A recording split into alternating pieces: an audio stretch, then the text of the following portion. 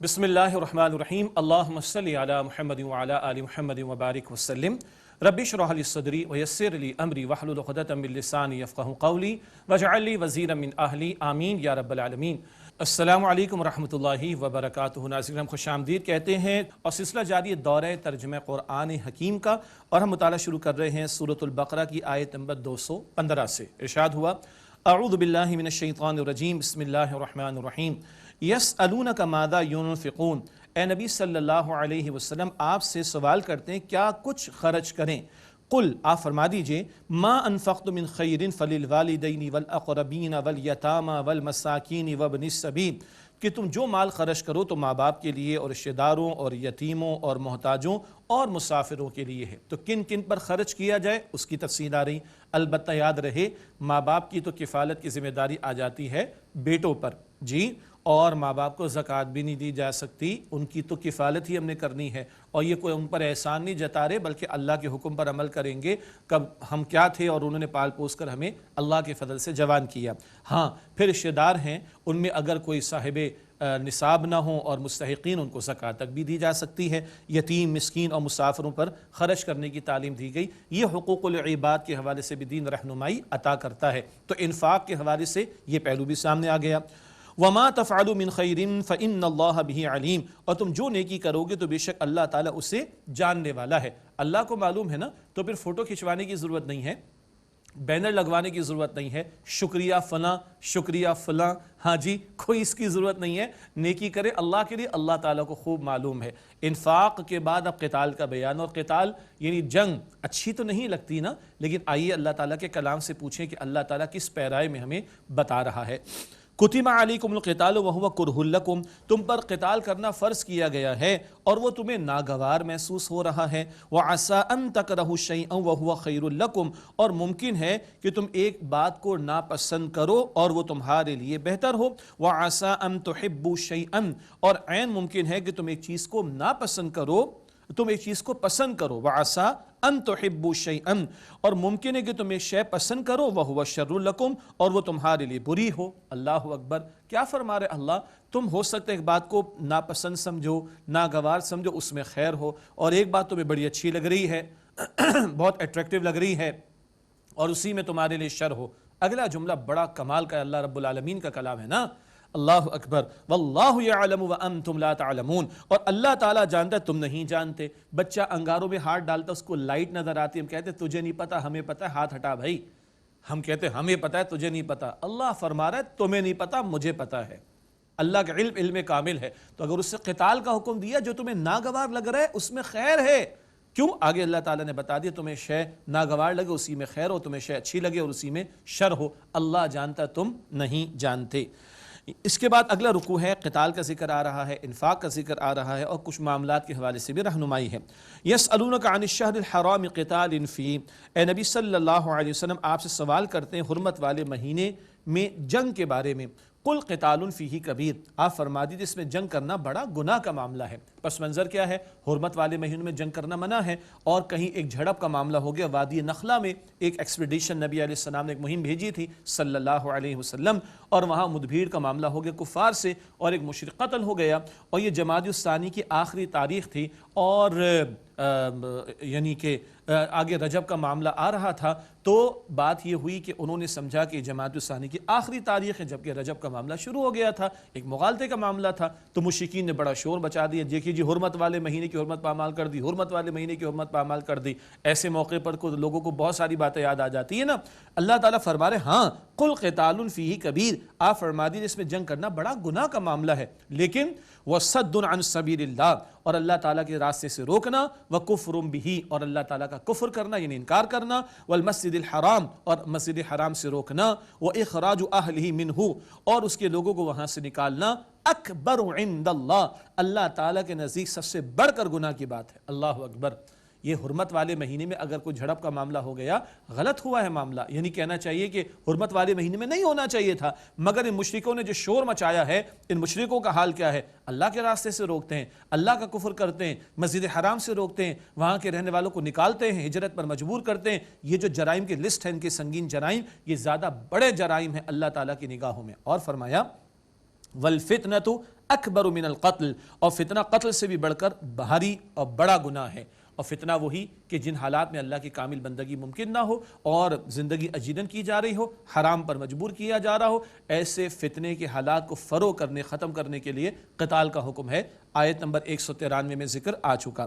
وَلَا يَزَالُونَ يُقَاتِلُونَكُمْ حَتَّى يَرُدُّوكُمْ عَنْ دِينِكُمْ إِنِ اسْتَطَاعُوا، اور وہ کفار ہمیشہ تم سے لڑتے رہیں گے یہاں تک کہ اگر ان کے لیے ممکن ہو تو تمہیں تمہارے دین سے پھیر دیں، وہ تو تمہارے ایمان کے در پہ ہیں۔ یہ بات پہلے بھی آ چکی ہے سورۃ البقرہ کے مطالعے میں، یہود و نصارہ تم سے کبھی راضی نہیں ہوں گے جب تک کہ تم ان کی ملت کی پیروی نہ کرو۔ البقرہ آیت نمبر 120 میں یہ بات آ چکی ہے۔ یہاں پر وہ ذکر آئے اگر ان سے ممکن ہو سکے تو تمہیں تمہارے دین سے پھیر ڈالیں۔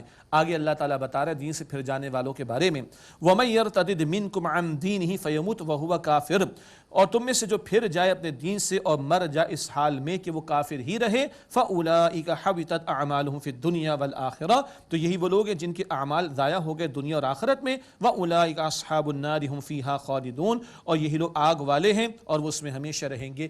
مرتد، اپوسٹیٹ، دین سے پھر جانے والا، اس کا ٹھکانہ پھر جہنم میں۔ اللہ ہمیں ایمان پر ثابت قدمی عطا فرمائے اور جہنم کی آگ سے اللہ تعالی ہم سب کی حفاظت فرمائے۔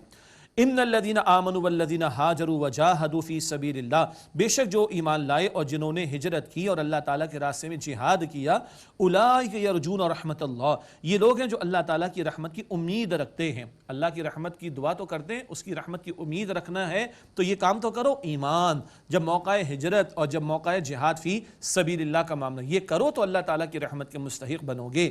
محض لپ سروسنگ سے نہیں ہوگا، محض دعووں سے نہیں ہوگا، عمل کا ثبوت بھی پیش کرنے کی کوشش کرنی ہوگی۔ واللہ غفور رحیم، اور اللہ تعالیٰ بہت بخشنے والا، نہایت رحم فرمانے والا ہے۔ اگلی آیت میں شراب اور جوئے کی حرمت کے حوالے سے تدریجاً جو احکامات آئے اس ضمن میں پہلا حکم آ رہا ہے۔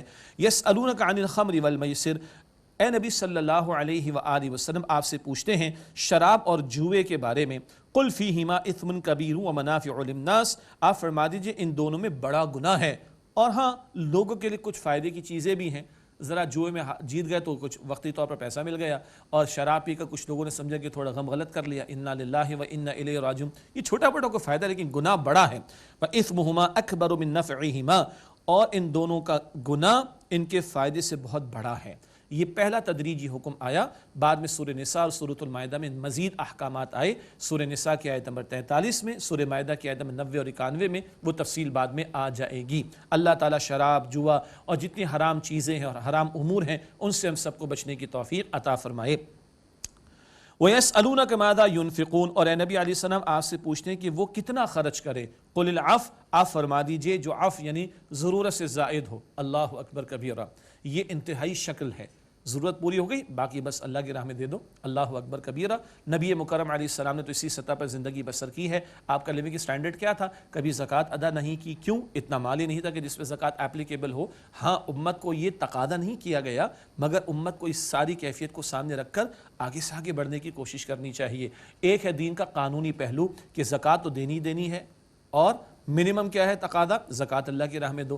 میکسیمم کیا ہے؟ جو ضرورت سے زیادہ ہے دے دو۔ درمیان میں ایک بہت بڑا گیپ ہے، اس کو فل کرنا ہے۔ جتنا آخرت پر یقین بڑھے گا اتنا بندہ اپنے معیار زندگی کو کم اور ہلکا رکھ کر آخرت کو سامنے رکھتے ہوئے راہ خدا میں زیادہ سے زیادہ لگانے کی کوشش کرے گا۔ تو ایک دین کا لیگل کوڈ ہے قانونی پہلو، اور ایک دین کا اسپرچول کوڈ ہے روحانی پہلو۔ دونوں کے اعتبارات سے توجہ دلائی جاتی ہے بار بار قرآن پاک میں۔ كَذَلِكَ يُبَيِّنُ اللَّهُ لَكُمُ الْآيَاتِ لَعَلَّكُمْ تَتَفَكَّرُونَ فِي الدُّنْيَا وَالْآخِرَةِ، اسی طرح اللہ تعالیٰ تمہارے لیے احکام کو واضح فرماتے ہیں تاکہ تم غور و فکر کرو دنیا کے بارے میں اور آخرت کے بارے میں۔ یہ احکامات تمہاری بھلائی کے لیے، لیکن مقصود کہاں؟ آخرت کی زندگی کو سامنے رکھو، اور یاد رہے جتنا دنیا میں رہنا اتنی دنیا کی فکر کر لیں، اور جتنا آخرت میں رہنا اتنا آخرت کی فکر کر لیں۔ ہم لوگ بڑے لاجیکل سوچتے ہیں نا، تو بہت سمپل سی لاجک ہے، عارضی سی دنیا ہے تو تھوڑا سوچیں، اور ہمیشہ کی آخرت کی زندگی تو اس کا زیادہ سوچیں۔ It's very much simple logic, ٹھیک ہے؟ تو اللہ فرما رہے دنیا اور آخرت کے بارے میں تاکہ تم غور و فکر کرو۔ وَيَسْأَلُونَكَ عَنِ الْيَتَامَى، اور اے نبی علیہ السلام آپ سے یتیموں کے بارے میں سوال کرتے۔ ناظرین کرام ایک نوٹ کیجئے گا، آج ہمارے سوالات کی بھرمار ہے، ہر طرح سوال۔ قرآن پاک میں کم و بیش 14 سوالات ہیں جو صحابہ کرام کے ملتے ہیں رضی اللہ تعالی عنہم اجمعین، وہی یہاں پر آ رہے ہیں۔ شراب و جوئے کے بارے میں سوال ہو گیا، عرب میں چلا آ رہا تھا سلسلہ، خرچ کرنے کے بارے میں آگے، اب یتیموں کے بارے میں 14 سوالات، اور سارے پریکٹیکل کوسچنس ہیں۔ ہم لوگ بحثوں میں فضولیات میں زیادہ پڑے رہتے ہیں، عمل کے میدان میں کمی کوتاہی اور بلکہ زیرو ہو جاتے ہیں کئی مرتبہ۔ صحابہ کرام کے سوالات عمل کے میدان سے متعلق تھے، وہی سوالات یہاں پر آ رہے ہیں، غور کیجئے گا۔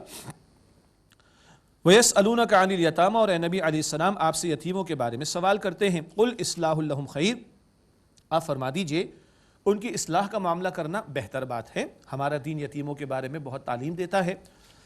وَإِن تُخَالِطُوهُمْ فَإِخْوَانُكُمْ، پھر اگر تم ان کو اپنے ساتھ ملا لو تو وہ تمہارے بھائی ہیں۔ کیا ملا لو کا مطلب ہے بھائی؟ اللہ تعالیٰ نے سورہ بنی اسرائیل کی آیت نمبر 34 میں بتایا تھا، لا تقربوا مال الیتیم الا باللتی ہی احسن، یتیم کے مال کے قریب بھی نہ جانا مگر اس طریقے پر جو سب سے بہترین ہو۔ بنی اسرائیل آیت نمبر 34 وہ مکی صورت۔ ابھی ہم البقرہ مدنی صورت کا مطالعہ کر رہے ہیں، تو صحابہ کرام بہت زیادہ احتیاط کرنے لگے، اور اپنی ہانڈی الگ بنانا، یتیم سرپرستی اس کی کر رہے ہیں، اس کی ہانڈی الگ بنانا بڑی مشقت کا معاملہ۔ اللہ تعالیٰ نے آسانی عطا فرما دی کہ اگر تم ان کو اپنے ساتھ ملا لو، وہ تمہارے بھائی ہیں، کوئی حرج کی بات نہیں۔ واللہ یعلم المفسد من المصلح، اور اللہ فساد مچانے والے کو اور اصلاح کرنے والے کو خوب جانتا ہے۔ وَلَوْ شَاءَ اللَّهُ لَأَعْنَتَكُمْ، اور اگر اللہ تعالیٰ چاہتا تو ضرور تم کو مشقت میں ڈال دیتا۔ ان اللہ عزیز حکیم، بے شک اللہ سبحانہ وتعالیٰ غالب ہے، حکمت والا ہے۔ اللہ نے مشقت میں نہیں ڈالا، اللہ تعالیٰ جانتا ہے کون فساد کرنے والا ہے، کون اصلاح کرنے والا۔ تمہاری نیک نیتی ہے، اپنے ساتھ اس کے مال کو تم ملا کر کچھ استعمال کر لو، کوئی حرج کی بات نہیں ہے۔ مزید تفصیلات یتیموں کے بارے میں سورہ نساء میں بھی ہم پڑھیں گے، سورہ انعام میں بھی پڑھیں گے، اور سورہ بنی اسرائیل میں بھی انشاءاللہ تعالی۔ اس کے بعد مشرکین سے، یعنی مشرک مرد مشرک عورت سے نکاح، اس کی ممانعت کا ذکر آ رہا ہے۔ وَلَا تَنْكِحُوا الْمُشْرِكَاتِ حَتَّى يُؤْمِنْ، اور مشرک عورتوں سے نکاح نہ کرو یہاں تک کہ وہ ایمان لے آئیں۔ وَلَأَمَةٌ مُؤْمِنَةٌ خَيْرٌ مِّن مُشْرِكَةٍ وَلَوْ أَعْجَبَتْكُمْ، اور یقیناً ایک مسلمان کنیز کسی مشرک عورت سے بہتر ہے اگرچہ وہ تمہیں مشرک عورت کتنی بھلی لگے۔ اللہ اکبر۔ اصل بات کیا ہے؟ ایمان کا معاملہ۔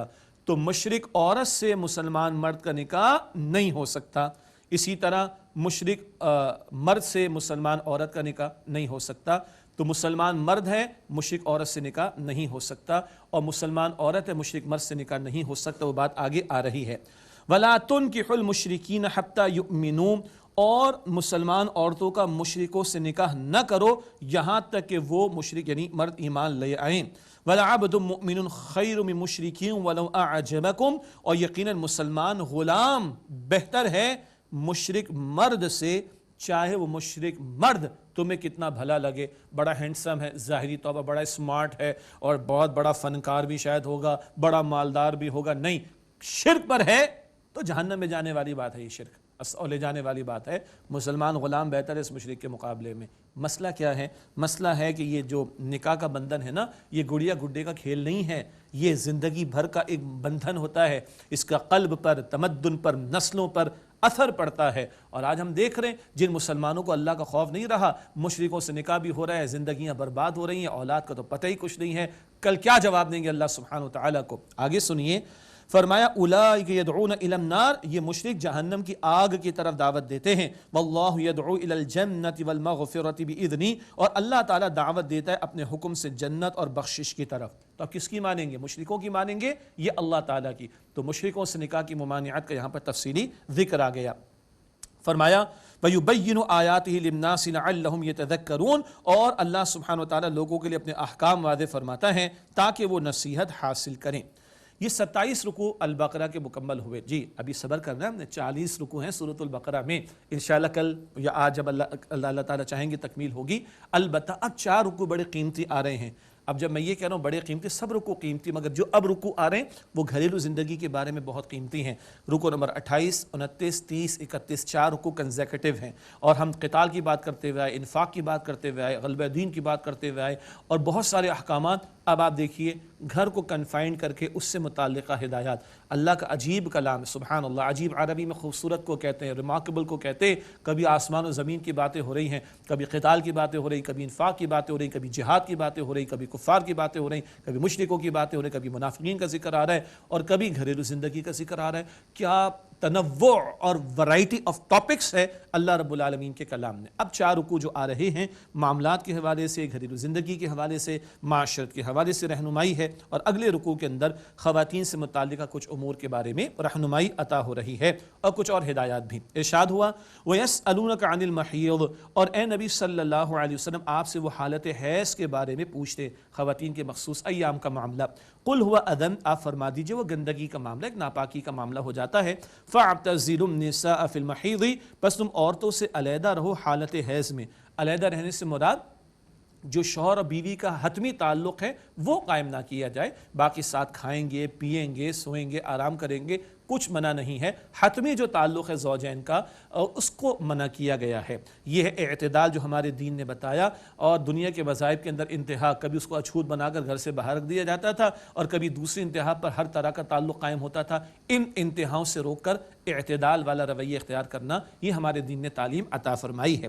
فرمایا فَاعْتَزِلُوا النِّسَاءَ فِي الْمَحِيضِ، پس تم عورتوں سے علیحدہ رہو حالت حیض میں۔ وَلَا تَقْرَبُوهُنَّ حَتَّى يَطْهُرْنَ، اور ان کے قریب نہ جاؤ یہاں تک کہ وہ پاک ہو جائیں۔ مراد قریب جانے سے وہی زوجین والا تعلق، حتمی تعلق، وہ منع ہے، یہاں تک کہ پاک ہو جائیں، اور پاک ہونے کے لیے ان کو وہ غسل کرنا ہوگا۔ تفصیلی احکامات ہمیں جاننے چاہیے، سیکھنے چاہیے، اور مردوں کی ذمہ داری ہے کہ وہ عورتوں کی تعلیم کا بندوبست کریں۔ جی اللہ تعالی ہمیں سیکھنے کی توفیق عطا فرمائے۔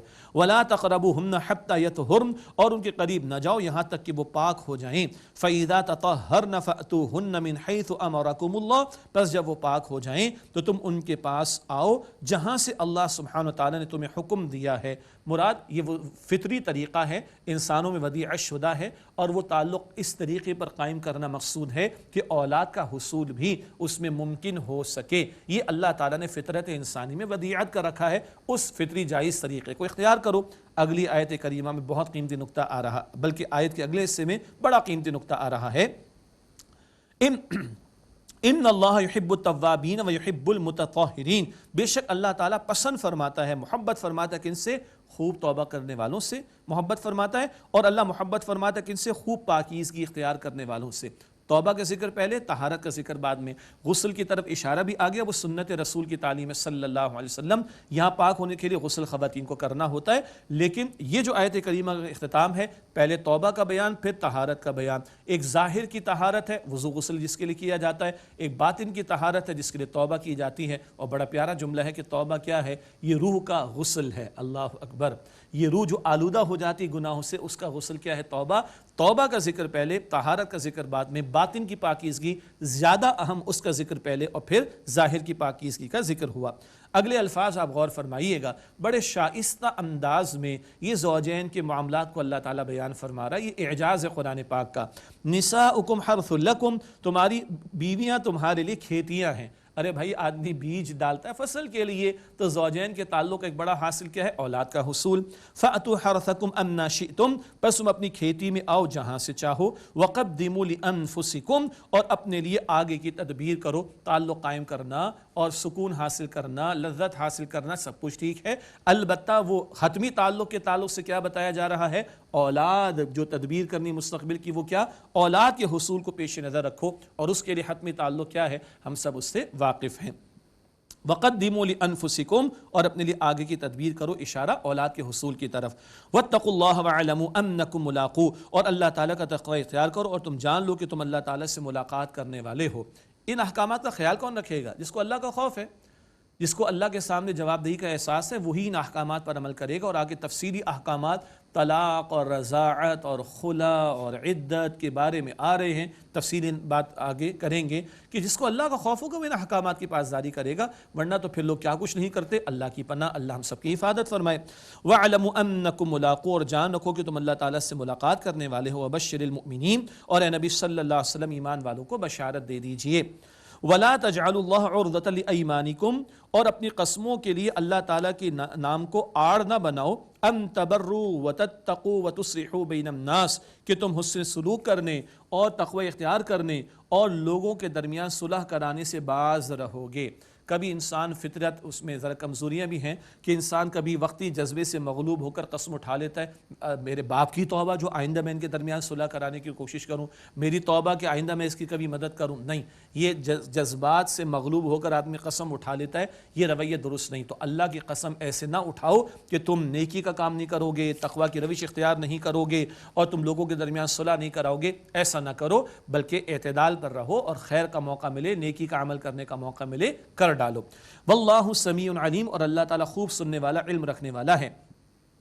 لا یؤاخذکم اللہ باللغو فی ایمانکم ولکن یؤاخذکم بما کسبت قلوبکم، اللہ سبحانہ وتعالیٰ تمہارا مؤاخذہ نہیں فرماتا تمہاری لغو یعنی لا یعنی قسموں پر، لیکن وہ تمہارا مؤاخذہ فرماتا ہے اس پر جو تمہارے دلوں نے پورے ارادے کے ساتھ کمایا۔ واللہ غفور حلیم، اور اللہ تعالیٰ بہت بخشنے والا بردبار ہے۔ قسم بڑا اہم معاملہ ہمارے دین میں، عربوں کا مزاج تھا لا یعنی قسمیں بات بات پر قسمیں اٹھا لیا کرتے تھے، جو بلا ارادہ قسمیں ہیں اس پر تو مؤاخذہ نہیں، لیکن جو بندہ دل کے ارادے سے قسم اٹھاتا ہے اس پر مؤاخذہ بھی ہوتا ہے اور شریعت کے احکامات بھی لاگو ہوتے ہیں۔ ایک خاص قسم کا معاملہ اس کا ذکر آگے آ رہا ہے، اس کو ایلا کہا جاتا ہے۔ عربوں کے ہاں ایک بری رسم تھی کہ کہتے تھے میں اپنی بیوی سے تعلق قائم نہیں کروں گا، اور اس کو لٹکتا چھوڑ دیا کرتے تھے، بیچاری مر جاتی تھی، یعنی کہ اسی مصیبت کے اندر پڑی رہ جاتی تھی۔ اللہ تعالیٰ نے اس رسم بد کا خاتمہ فرمایا، اگر کوئی ایسا کرے میں نہیں جاتا اپنی بیوی کے پاس، میں تعلق قائم نہیں کرتا، تو اس کو اللہ تعالیٰ نے باؤنڈری سیٹ کر دی اور مدت معین کر دی 4 مہینے کی۔